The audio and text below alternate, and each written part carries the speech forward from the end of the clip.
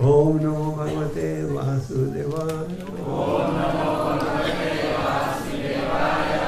Namo Bhagavate Vasudevaya. Om Namo Bhagavate Vasudevaya.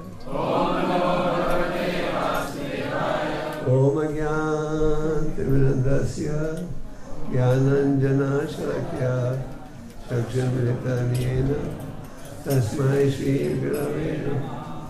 Shri Chaitanya Manoyasa Satyam Yena Bhutale Swayam Rupa Kadayam Dadati Swapadantikam. Jai Shri Krishna Chaitanya Prabhu Nityananda Shri Advaita Gadadhar Srivasadi Gaur Bhakta-vrinda. Hare Krishna Hare Krishna Krishna Krishna Hare Hare Hare Rama Hare Rama Rama Rama Hare Hare.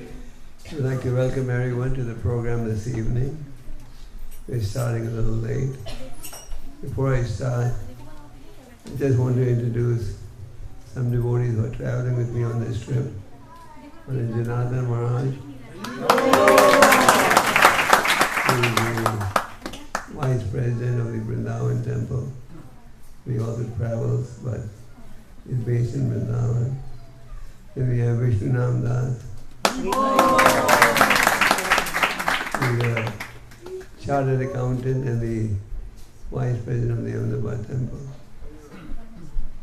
And we have Dr. Gopal Hari. He's a PhD and a professor at which university? University of Evansville. Have you heard of that? It's near it's in Indiana. Okay. Because these devotees are traveling, so I thought you should meet all of them. So, our main philosophy is that in this age of Kali, the best process of self-realization is the chanting of the holy names of the Lord. Very often, materialists will say, how can he chant the same name again and again and not get tired? The answer lies in the fact that these names of the Lord that we chant, they are not mundane. They are coming from the spiritual world. And these holy names are not different from the Lord. And we can chant the holy name day and night, not get tired. In fact, the more you chant, the more you feel like chanting. In material economics, they have a law. Any economic students here? No economic students? All high-tech people. Okay.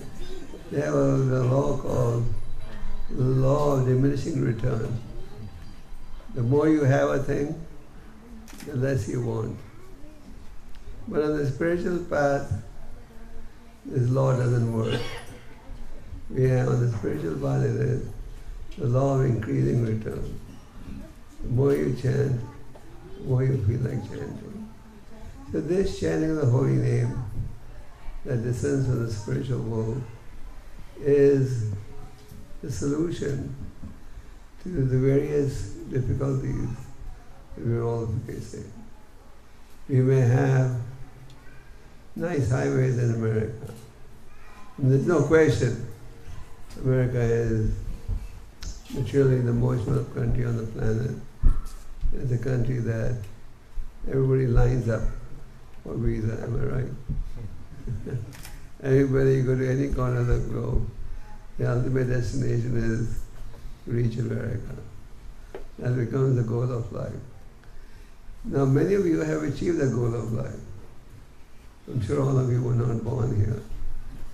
And do you see a difference? You see that even though you got the goal of life, the basic business of life remain unchecked. So Krishna says, don't waste this valuable human life. So everyone sitting here has a belief in spiritual life, Otherwise you will not be here. All that we are trying to emphasize is that we should get attached to the holy name. The holy name can deliver us from the cycle of birth and death and give us love of God. And the holy name can be chanted day and night without getting tired. In the Chaitanya Charitamrita, you read the story of Haridas. You've all heard of that Thakur Haridas. The Thakur Haridas, as you know, was born in a Muslim family. The story is that Lord Brahma had once kidnapped Krishna's calves and cowherd boys. Brahma wanted to test Krishna. Krishna knew this was Brahma's trick. So Krishna expanded himself into unlimited calves and cowherd boys. And they all went back to their respective homes.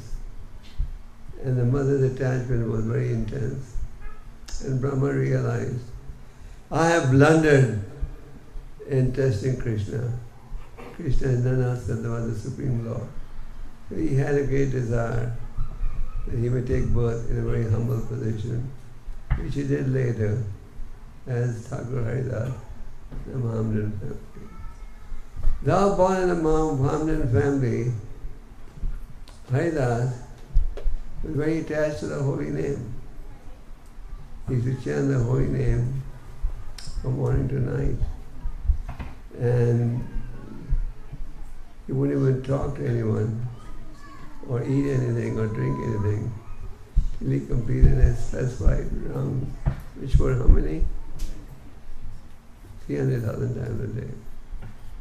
There was a local zamindar, Qazi. He was very envious of Haridas. Why is Haridas getting so much respect? I'm the ruler here. No one comes to me. And they're all going to that mendicant and offering him obeisances. So he had envy in his heart. Envy is a dangerous tool. And he called some prostitutes and said, I have an assignment for you. You have to seduce Haridas. All the prostitutes said, we're not going to take up this challenge. Seduce Haridas? He's such a great saint. We'll never succeed. But one prostitute said, don't worry, I'll seduce him in 3 days. So Haridas was planning on leaving that cottage. But when he saw the prostitute would come, he decided to stay on to liberate her. So the prostitute came to Haridas's cottage. It was dark, night, and she was exposing parts of her body. Haridas said, I know why you're here, but I'll satisfy you. Not today. I haven't finished my rounds tomorrow. The prostitute went down and told the Qazi, today Haridas could not satisfy me, but tomorrow he will. And the Qazi has sent an army of policemen with him. So the moment they would be caught, Haridas would be arrested. Haridas did the same thing the next day. And this prostitute, all night, was waiting at the entrance of the cottage, hearing Haridas chant the holy name, which purified her. And on the third night, she finally revealed her purpose. And Haridas said, I know why you came here. I would have left, but in order to save you, I stayed on. And she became a great devotee. So by hearing the chanting of a pure devotee, the prostitute got purified. And the chanting can be done by anyone in any part of the world. Chaitanya Mahaprabhu had predicted that the holy name would be chanted in every town and village of the world. And I can assure you, in many corners of the globe, in most corners of the globe, you'll find people chanting the holy name of Krishna. There was, in those days, India had Mohammedan rulers. So the Qazi was a position similar to that of a governor. And the governor would, of course, report to the king. So Haridas was called and warned, why don't you stop the chanting of the Hare Krishna mantra? Why don't you take the names of Allah? Haridas explained that the names of the Lord are all absolute. And you can chant any of the purified names of the Lord. When Haridas refused to stop chanting the holy name, he was severely punished. He was dragged through 22 marketplaces where people were constantly whipping him, but Haridas still went on chanting. Normally the experience was, by the time a person, a criminal, would be whipped in 2 or 3 marketplaces, he would collapse and die. But Haridas was constantly being whipped, and those who were whipping him were trying their best, but still Haridas, nothing happened to Haridas. Finally, Haridas was meditating. Now if I don't die, the king is not going to spare these people. So Haridas pretended as if he was dead. He controlled his breathing process. And those who were whipping him were jubilant. Oh, at last he's dead. And the news reached the king that Haridas is dead.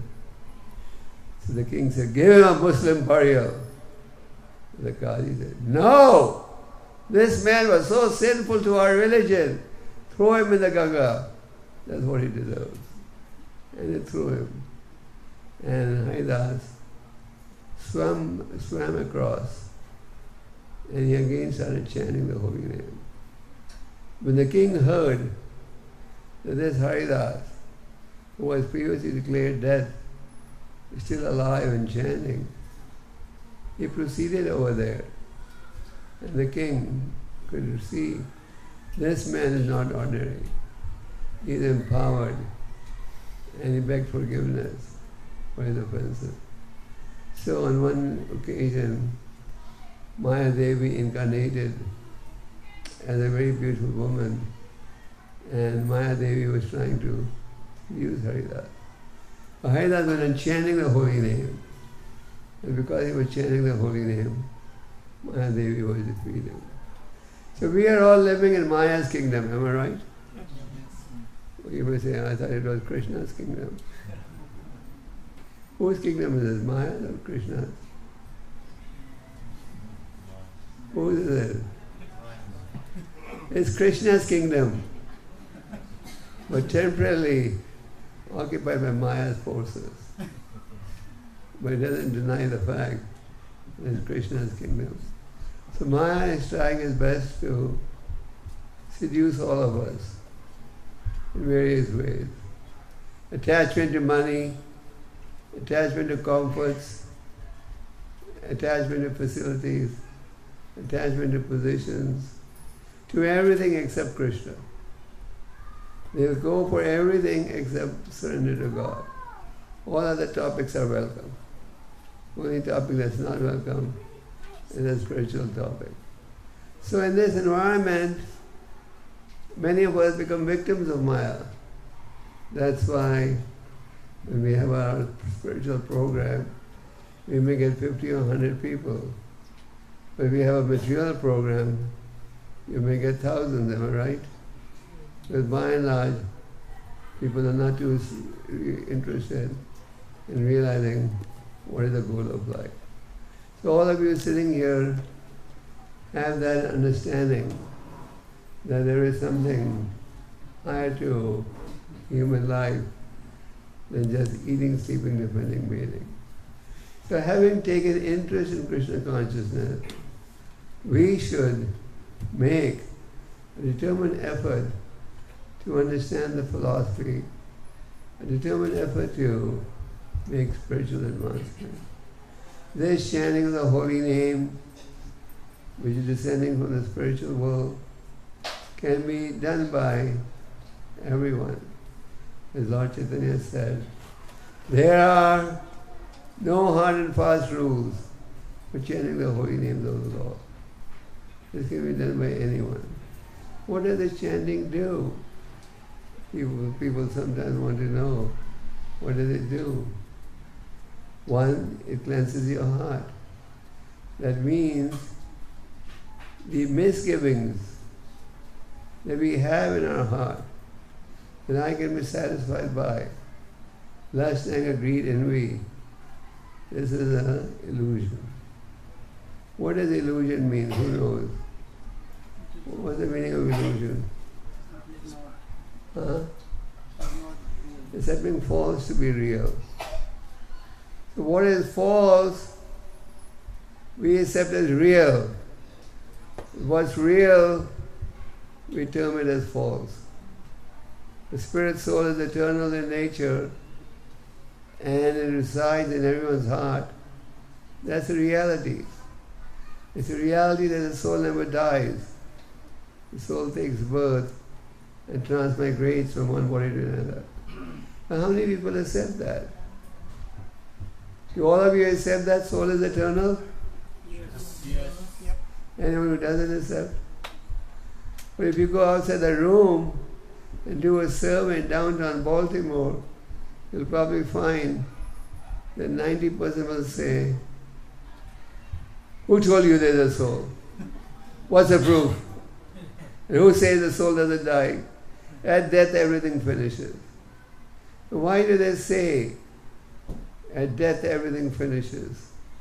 They say that because they don't want to entertain the possibility of any punishment as a result of the wrong act. So the easiest way is, what's the proof?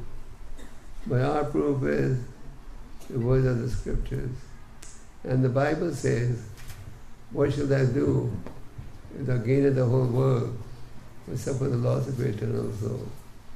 This is very similar to what the message of the second chapter of the Gita is. There's a book called Aquarian Gospel. In that they show that Jesus Christ, before he started his preaching, was residing in Jagannath Puri, and he had exposure to Vedic teachings.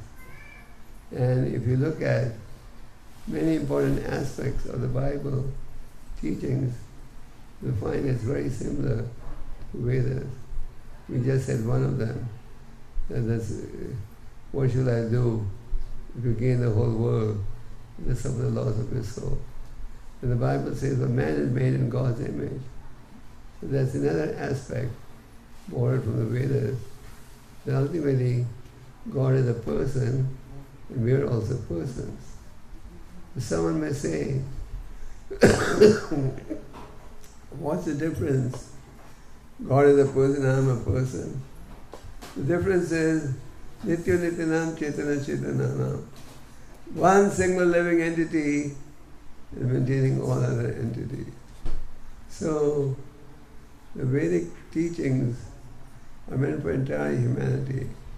And Bhaktivedanta Swami Prabhupada, through his books, preaching, etc., established to the whole world how the Vedic teachings can be embraced by people of all walks of life. So please take the trouble to read the Bhagavad Gita. Please take the trouble to chant the holy names. Take the trouble to associate with devotees. Be serious about spiritual life. Many times we embrace spiritual life, but we embrace it half-heartedly or quarter hour. If you entertain it with full devotion, you want to get the real result. So please chant the holy name. Thakur Bhakti knows gave us many wonderful offerings. In one of his offerings he said, Vihe Tako Mani Tako, Sada Hare Bole Tako. You may be a householder, you may be a brahmachari, you may be a sannyasi, but please chant the holy name. The holy name is your most important possession. Someone may say, oh, I thought the most important possession was my bank balance. We all know it's a temporary companion, am I right? Or in America, there's a special deal that your assets go with you. You say? No. Ultimately, everything is with them behind. And who do we leave them behind for? Our children and grandchildren. And they're so loving, after 13 days are over, they forget who left this money. They begin to think it's my money, I earned it. And they begin to misuse it. And the poor conditioned soul works so hard to earn the money. Now he's getting a reaction for all the money he earned. Because even a penny earned invites unemptied sins. You drive your car on the road, you kill so many entities. You ignite fire, you kill so many entities. So all that goes in your karma. The laws of karma are very severe and rigid, and the best alternative is to chant the holy name. So please chant the holy names in happiness and distress. Thakur Bhaktivinoda says, chant the holy name in all situations. Normally when we are materially happy, when we get what we want, we don't think about God. And when we lose something, then we turn to God. Thakur Bhaktivinoda said, in happiness and distress, please chant the holy name. So we are happy to be here on this program at Mr. Puri's residence. Our plea is, please stick to the chanting process. Of course, most of you are chanting, but there's always room for improving our chanting. There are 3 stages of chanting the holy name. The stage of offenses, minimizing offenses, and purified chanting. Shuddha Sahasranama. We chant the holy name attentively and experience higher happiness. Krishna says in the Gita, Brahma Bhuta Prasannatma Sochati Na Kankshati. One who is transcendently situated is always joyful. So this is real joy. In the early days of our movement, those days the drug culture was pretty high.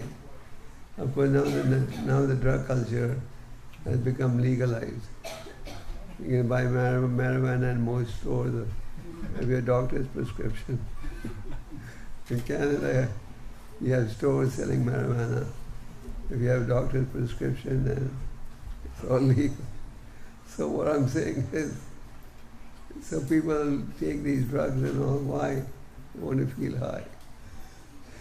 So in the early days of the movement, devotees made a poster. They said, chant Hare Krishna and stay high forever. Marijuana and all make you feel high for a short time and then you come back to the reality. But if you chant Hare Krishna, you feel transcendental bliss always. So please chant and be happy. Hare Krishna.